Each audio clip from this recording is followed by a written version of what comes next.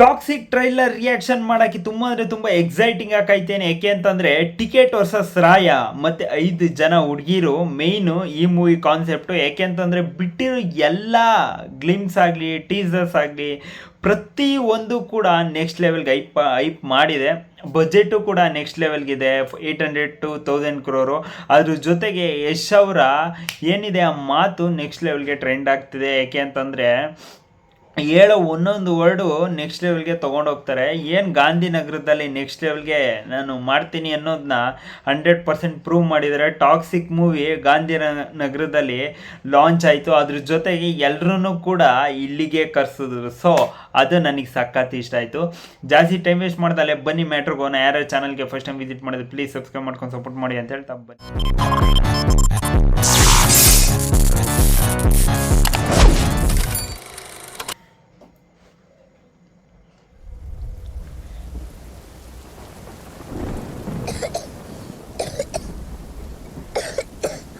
I'm sorry, Daddy. Oh. What okay, Daddy? Come on, Daddy. ಓಹೋ Promise. I promise. ಏಯ್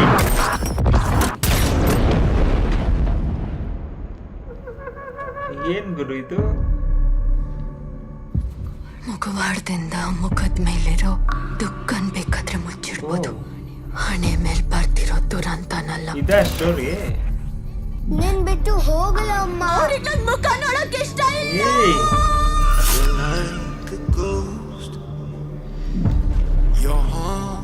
revenge ದೊಡ್ಡದಾಗಿದೆ. ನನ್ನ ಆಸೆ ಏನ್ ಗೊತ್ತಾ ರಾಯ? ಹೇಳಿ ಕೇಳೋಣ.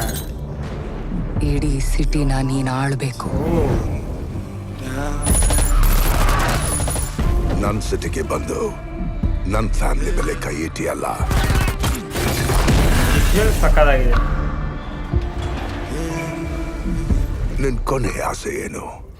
ಜಾಸ್ತಿ ಏನಿಲ್ಲ, ನಿನ್ ತಮ್ಮನ್ ಸುಟ್ಟು ಅವನ್ ಬೂದಿ ಲೈನ್ ಎಳ್ದು ಅಂತ ಹೇಳೋಣ ಅಂತಿದ್ದೀನಿ. ಏನಂತ್ಯ? ಎಲ್ಲ ಹುಡುಗಿರ್ಗೂ ಅವನ್ ಪ್ರೀತಿ ಅವ್ರಿಗೆ ಮಾತ್ರ ಸ್ವಂತ ಅನ್ನಿಸ್ತಿತ್ತು. ಬಾಡಿ ನೋಡೋರು ಕ್ಯಾಮರಾ ಸೈಕಂಗ್ ಮಾಡೋರೆ.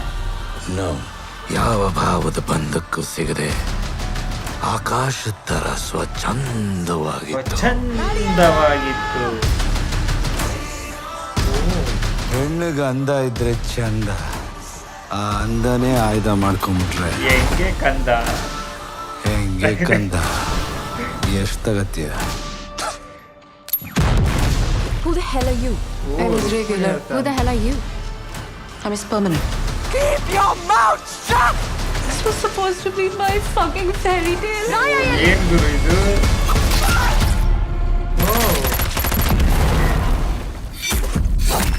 Bloody bloody.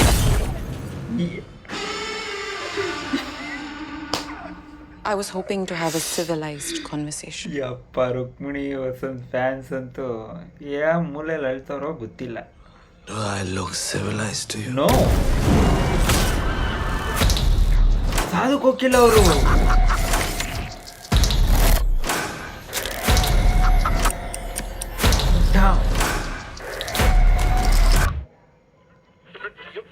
ಇದಾಳಪ್ಪ ಮೇಲೆ. ಅಣ್ಣವ್ರ ಎಂಟ್ರಿ ಈಗ.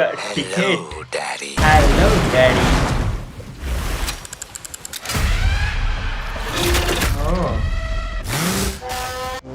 ಯಪ್ಪ ಶಾಂತಿಯಿಂದೆಲ್ಲ ಸರಿ ಹೋಗಿದ್ರೆ ಶತಮಾನಗಳಿಂದ ಯುದ್ಧಗಳ ನಡೆದಿದ್ದಾವು. ಏನ್ ಗುರು ಇದು? ಏನ್ ಈ ತರ ಇದೆ? ನೆಕ್ಸ್ಟ್ ಲೆವೆಲ್ ಗೊತ್ತಲ್ಲ. It's time. ಇಷ್ಟ. I'm coming. Daddy and son ಸಾಗಾ. Battle chaos with chaos.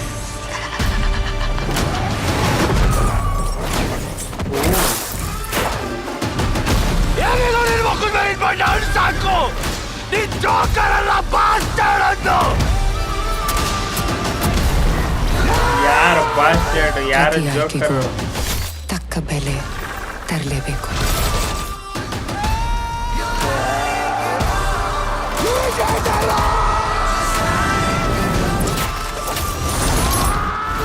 Look Yash ಅವ್ರದ್ದು Geetu Mohan Das. I'm sorry, Daddy. Are you happy at me?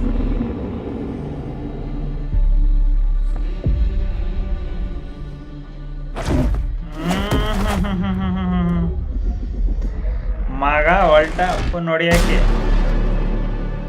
Trailer ನೋಡಾದ್ಮೇಲೆ ಒಂದಂತೂ ನಿಮಗೆ ಕ್ಲಾರಿಟಿ ಸಿಕ್ಕಿರುತ್ತೆ, ಅಪ್ಪ ಮಗನ ನಡುವೆ ನಡೆಯುವಂಥ ಸ್ಟೋರಿನೇ ಟಾಕ್ಸಿಕ್. ಆದರೆ ಯಾಕೆ ಅಪ್ಪ ಮಗ ಹಿಂಗೆ ಕಿತ್ತಾಡ್ತಾರೆ, ಈ 5 ಜನ ಹುಡುಗಿರಿಂದ ಯಾಕೆ ಅಂದರೆ ಯಾಕೆ ರಾಯ ಹಿಂದೆ ಬಿದ್ದಿರ್ತಾನೆ, ಆಮೇಲೆ ಆ ಜಾಗದ ಮೇಲೆ ಯಾಕೆ ಅವ್ನು ಕಬ್ಜಾ ಮಾಡೋಕ್ಕೆ ಆ ರೇಂಜಿಗೆ ಪ್ರಯತ್ನ ಪಡ್ತಾ ಇರ್ತಾನೆ ಅನ್ನೋದೆಲ್ಲ ನೀವು ಥಿಯೇಟ್ರಲ್ಲಿ ನೋಡಬೇಕು. ಆದರೆ ನನಗೆ ಒಂದು ತುಂಬ ಅಂದರೆ ತುಂಬ ಇಂಟ್ರೆಸ್ಟಿಂಗ್ ಆಗಿರೋ ಎಲಿಮೆಂಟ್ಸು ಸಿಕ್ಕೈತೆ, ಅದ್ರ ಬಗ್ಗೆ ಮಾತಾಡೋಣ.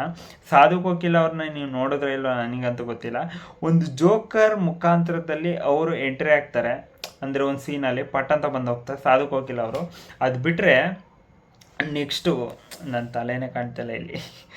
ಅದಾದಮೇಲೆ ರಾಯ ಅನ್ನೋ ಕ್ಯಾರೆಕ್ಟ್ರು ನೀವು 3 ಶೇಡ್ ಅಂತ ಅಂದ್ಕೊಂಡಿರ್ತೀರ, ತಮ್ನೆಲ್ಲೂ ನೋಡಿದ್ರೆ ಹಂಗೆ ಅಂತ ಅನಿಸುತ್ತೆ. ಆದರೆ ಇದು 2 ಶೇಡು.